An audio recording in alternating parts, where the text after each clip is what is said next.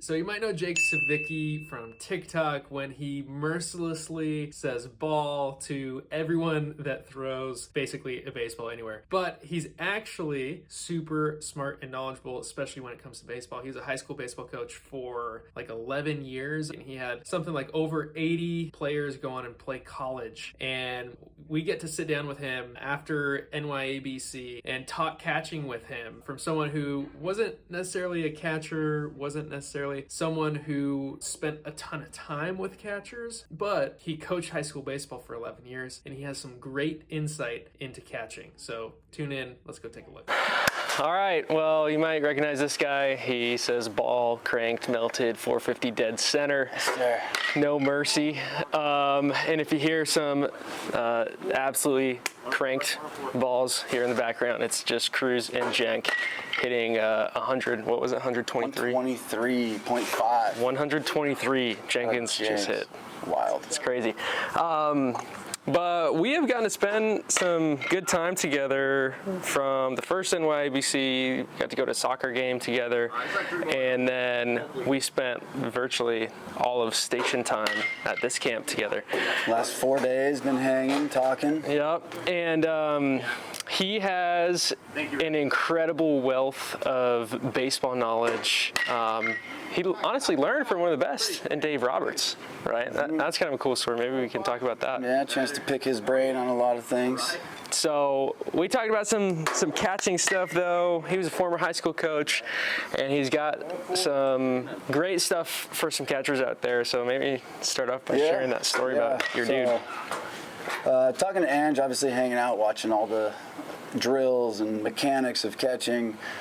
As a coach that never taught catching, didn't know, I learned a lot this weekend. But the biggest thing for me in high school, we had coaches for certain things: catching coach, pitching coach, infield coach, hitting coaches.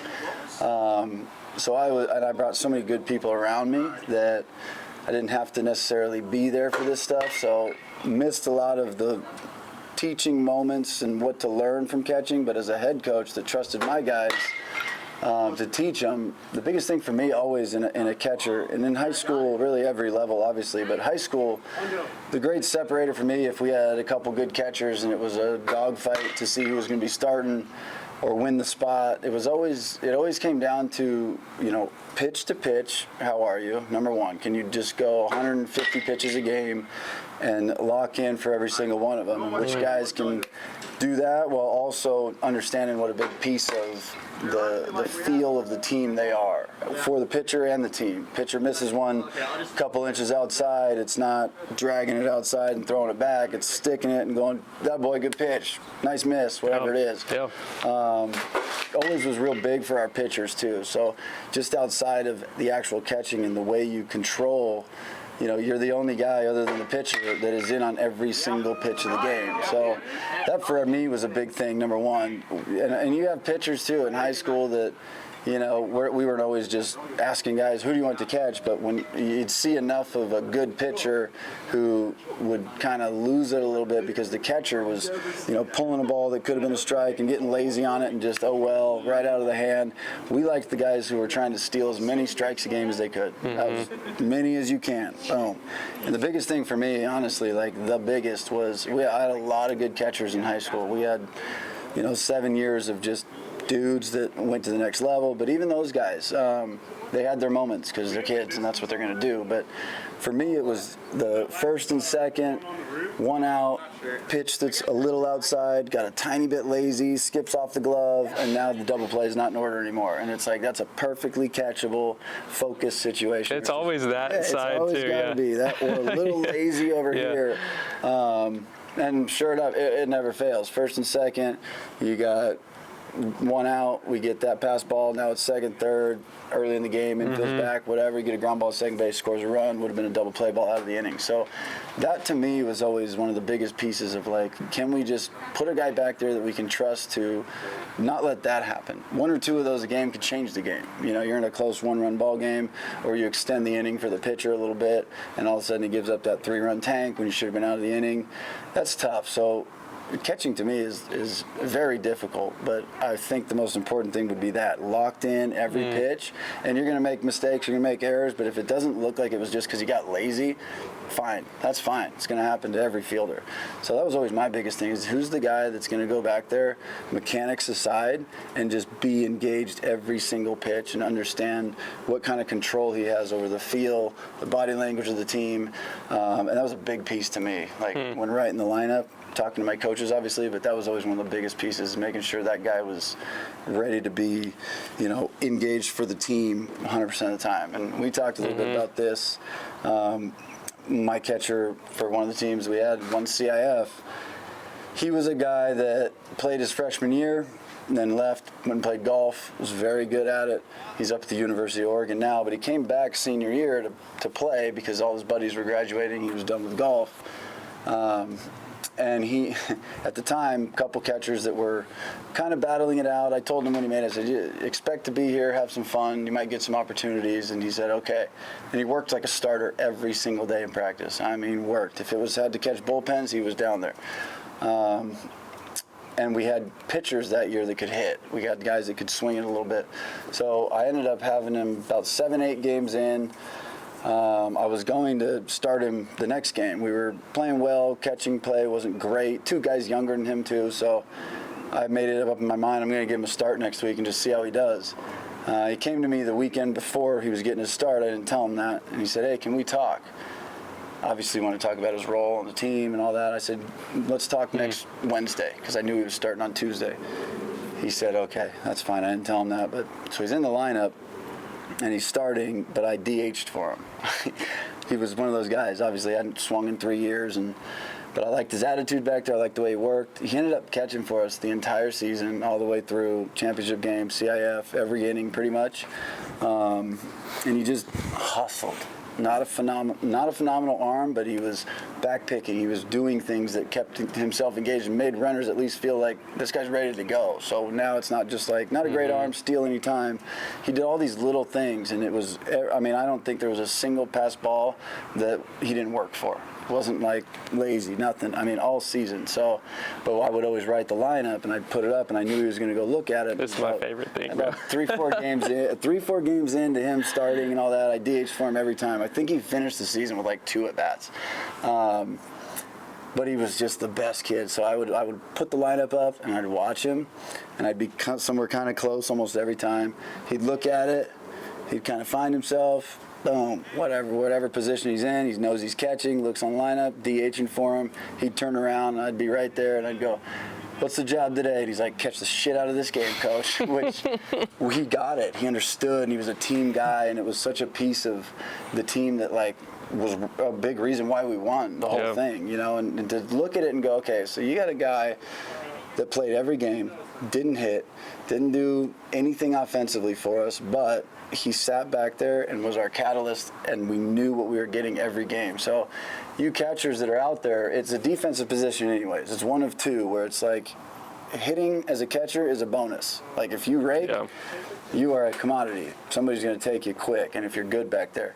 If you're a shortstop, it's defense first, and then if you stick it a little bit, good for you. But those 2 positions as a coach, for me, if you play lights out defense at shortstop, you can go hit 220, that's fine.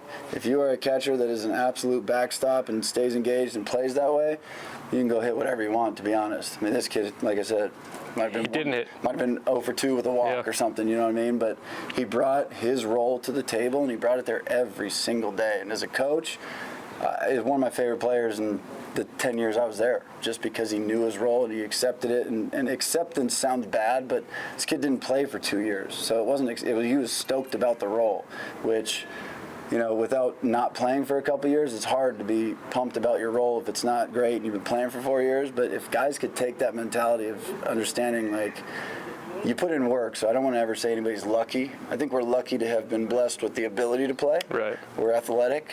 We're here, and that's a gift.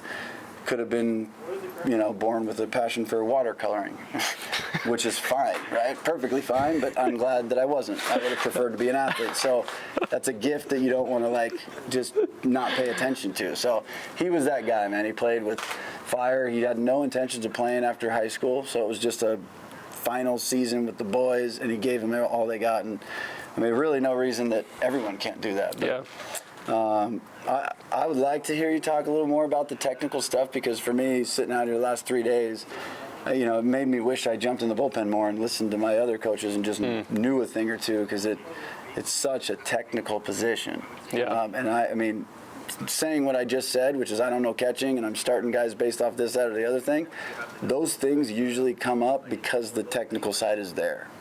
That's first and a big piece. But if you're a technical catcher that doesn't help your pitcher whenever you can, if you're a guy that doesn't see him, you know, he's got a guy 0-2, 4 pitches, ball, he walks him and then he throws his next pitch, it's a ball. If you're not calling time and going and talking to him, that's the feel part, where it's like all the other stuff outside the mechanics. There's just so much for these guys to do and help. So that was always a big thing for me. Yeah, that's good. I'd actually love to hear you talk a little bit more about there. So you talk about, you write the lineup and you have it posted right there. I vividly remember this, specifically in college, and my coach would always stand right there and he would just watch, and he would watch for my reaction. And it was one of those things where it's like, okay, do you just like look at it and just like not react, or do you get do you show that you're a little frustrated because you want to show that you care? Like, what were some of those things that you would look for? Because I'm really curious from your perspective. You know what? That depends. You know what? This is really interesting, because I got a DM the other day. I'm going to answer your question, and then I'll answer this as a coach, this DM, because I told this kid I'd make a video about it, and I will later. But for me, like, we see everything as coaches. Like, if we have 3 games a week, we also have 3 practices. We see all of it. So seeing a guy that might have half-assed his way through practice all week and looks at the lineup, he's not in it, and he's like irritated, it's like, come on, dude, what do you expect? You know what I mean? And you see a guy that is maybe not happy with where he's at in the lineup. He's hitting 8th. He thinks he should be hitting 3rd. It's like, just show me the team attitude. You can feel however you want. You're not going to change the way you feel about the lineup, but absolutely the way you react is huge. And if that kid didn't buy into his role so much, I don't think he would have been as good at it. If he was irritated he wasn't hitting, he wouldn't have caught the same way.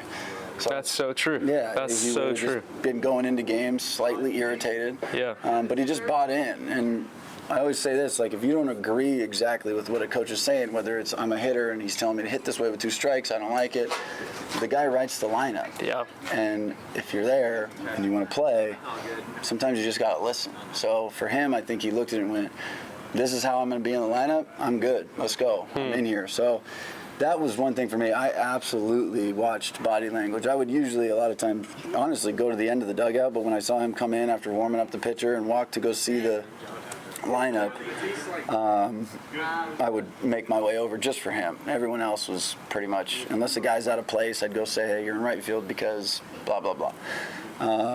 But he was really the only guy, and it became our thing more than like just him being excited about it. Became a thing where it's like, yeah, we're both now like, this is our thing.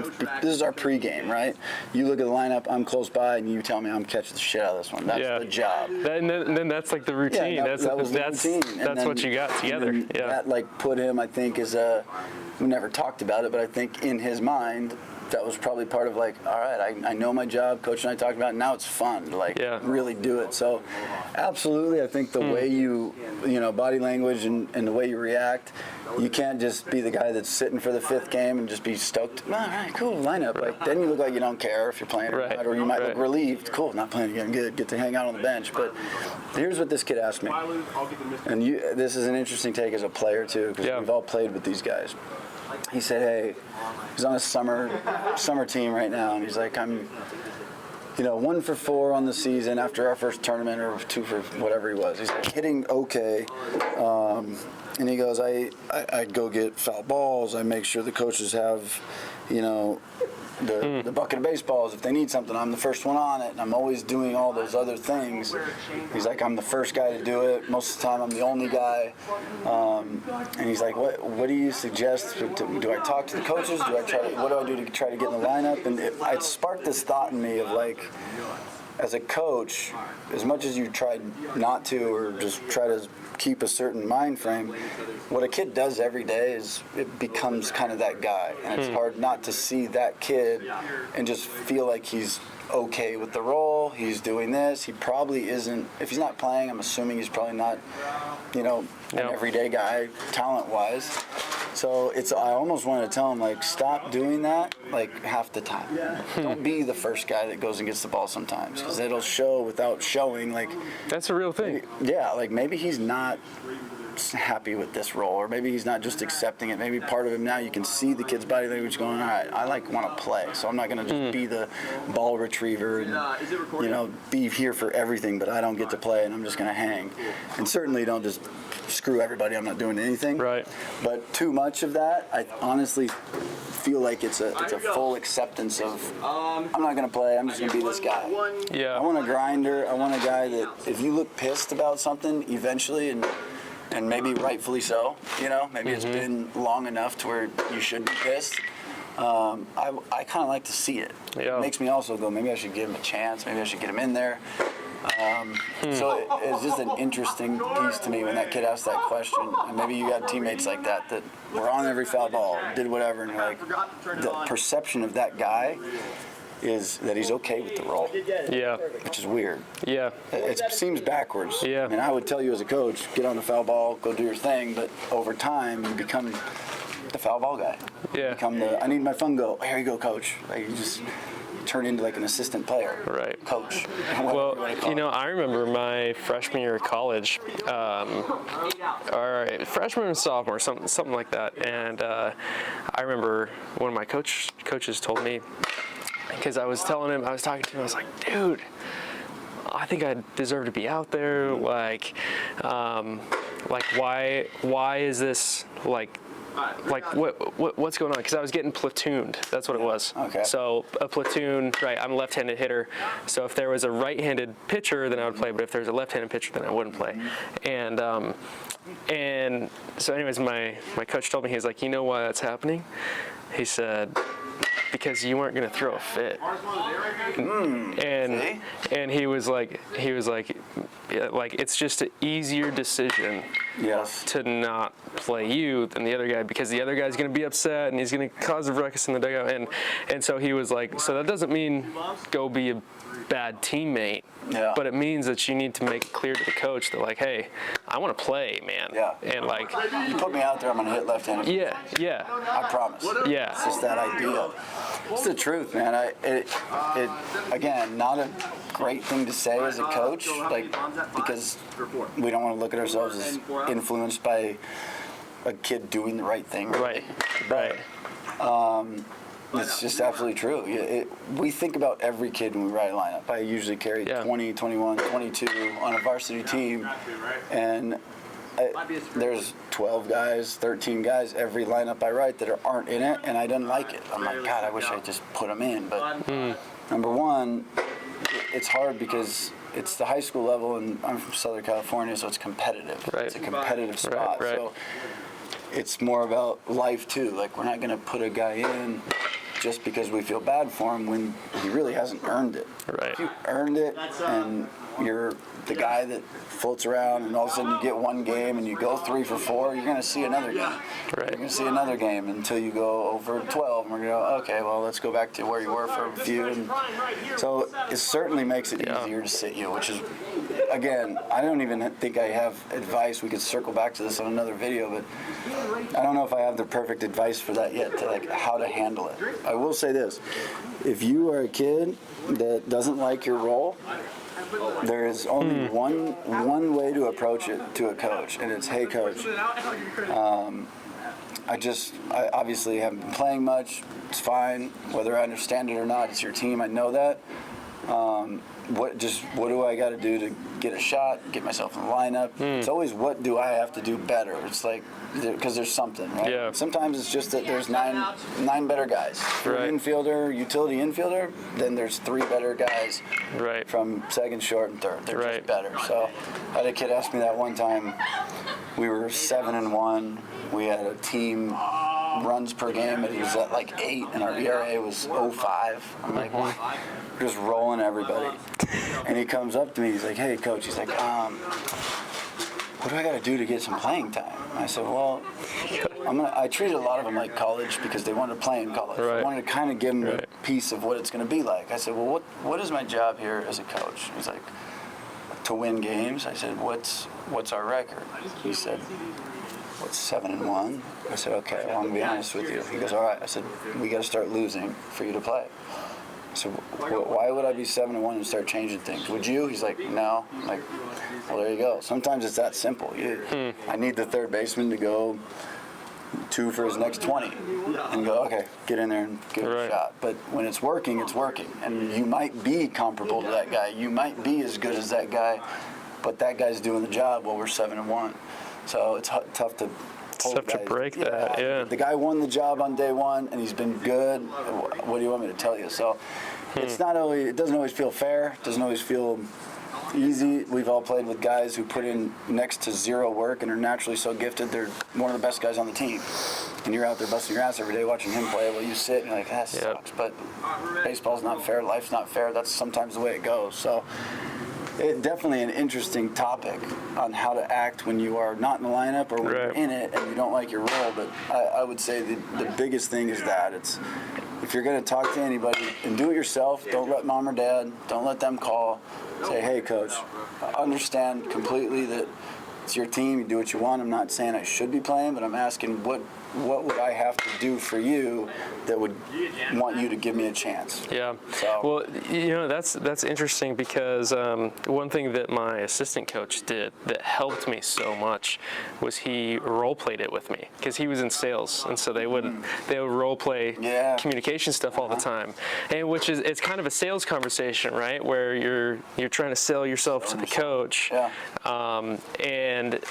and that was one of the most helpful things that I think I ever did, because what he was helping me do was understand how to like advocate for myself. Whereas before, right, I was like one of the best players on my high school team. I didn't have to. I was just like doing my thing. I was always hitting third, playing where I wanted to play, like doing my thing. Now all of a sudden, now I'm not the best player on the team. We got guys older than me. Now all of a sudden there's a whole bunch of 3-hole hitters. Yeah, now it's all the 3-hole hitters from high school, and so, but I think the language that was a bomb. Oh my gosh. So far. But I think one of the kind of pieces of language that you used right there that was so good is, hey, I understand it's your team. You write the lineup whatever way you want. That's like such a helpful phrase in that conversation, because the temptation just hitting absolute nukes. The temptation is to go in and be like, coach, you're wrong. Why are you not doing this? And as soon as the coach feels that, he's like, all right, now it's not even a conversation. You're not going to play because you disrespected me. And so it's like you give them the control, you give them the respect, you give them the power, and then you ask, what's the criteria that would allow me to play? And now you have the criteria, so then if you meet it, then you can have another conversation. And if he hasn't played you yet, now you're like, hey, last time we talked, you said this, I've done this, and some more, like, where are we at now? Right. You know, you gave me 10 boxes. I had checked 7 of them at the time, and now I feel like I've checked the other 3. Right. Where are we at? Right. And it is, and a good coach, I mean, for me, high school was, I could have gone 0-30, and if 8 seniors that graduated wanted to play on at the next level, and they had scholarships or opportunities, that's a win for me. If you have that many guys, you're not going 0-30, but it was about the kid and the individual, and that's a big thing too. You go to college, if you got any kind of scholarship, they've told you you're the man, you're going to be the guy, you're going to be whatever, and you get there and you're not. They are going to lie to you, because that's like your coach, like they're salesmen. They're making a sale, so they're going to tell you whatever you can. They're going to give you the walk around of the campus. It's going to be amazing. They're going to tell you how great everything is. A month in, you're going to go, I was lied to, but so is everybody else. It's just the way, it's just the way it goes. Like, you're now competing with 15 other guys that got the same talk you got. Right. So are you able to come from high school where you're the guy, and now you got to compete with other guys, and you got a senior All-American in front of you, and you weren't told about that guy. Are you going to spend your freshman year learning from him and getting way better because of him, and then competing at sophomore, junior, senior for 3 straight years? Right. Or are you going to be pissed and hit the transfer portal and say, this sucks? Like, it's going to be the same everywhere. So that's a big thing for me, too, experiencing a little bit of that failure. And I would talk to my guys in high school, too, and say, hey, we're going to, when I talk to you about winning, and winning is the only important thing, it's because you want to play at the next level, and that's all that matters to your coach. We talked about it out there. Nobody's going to give you a scholarship or draft you for any reason other than they think you're going to help their team win. Yeah. That's it. There's no other reason beyond high school why you're going to be on a team. Right. So that's a big piece of it, and it's like, you might help us win for 2 years, and that's probably their plan coming in, because they know they got one guy that's a senior and one guy that's 2 years older than you. So maybe those first 2 years, you're going to get your reps, you're going to learn the program, you're going to know what to be expected, and then as a junior, you're the guy. Right. And that's a win. I mean, that's what a lot of guys don't understand. It's like, if you're not playing freshman year, guess what? You and probably 95% of the other freshmen that go to universities at high school probably aren't either. So it's a process. It's a big process, no different than getting drafted. You sign for $7 million and you go straight to A-ball. A-ball, yeah. It's like, go get them. Now you got this huge ladder to climb, and it's no different than high school. You made the team, or you did this, now you're in college, you got a ladder to climb, and that ladder is the guys that are there before you, or the guy that hit 360 in left field, and you're a left fielder. You just dominated last year with 15 bombs. You're supposed to go beat that guy out. So I think experiencing the failure and experiencing as a high school coach, like trying to give those guys as much next level as possible, where almost it's like, and college coaches are good. They care about you as an individual, develop you as a human being. A lot of them get it, but a lot of times they're there to win. If they don't win, they lose their job. So they treat you like a pawn. You're just a guy that's going to help them win.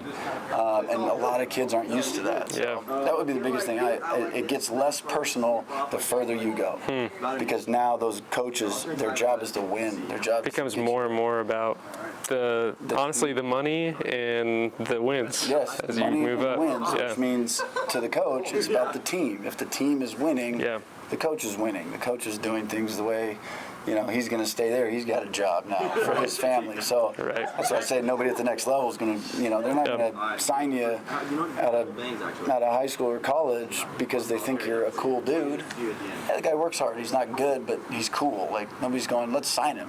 It's just straight, this guy produces, and we think he could be a big leaguer one day. So same thing in college. It's like, we'll get on this senior in high school and tell him this is the spot for him because we think he's going to help us in time. Some guys, they get right in, freshmen, and they're the dudes. Most guys, they get in, they got to put their time in, put their work in. They get a little bit freshman year, a little bit more sophomore year, and maybe they're the guy. So that's a big thing, is that ladder. And you've been there, you've seen it. Like you said, you were sitting there getting platooned, and you're like, I don't feel like I should be getting platooned. But you didn't treat it like, this is stupid, I'm out of here. With the transfer portal now, it's so easy for kids to bounce around.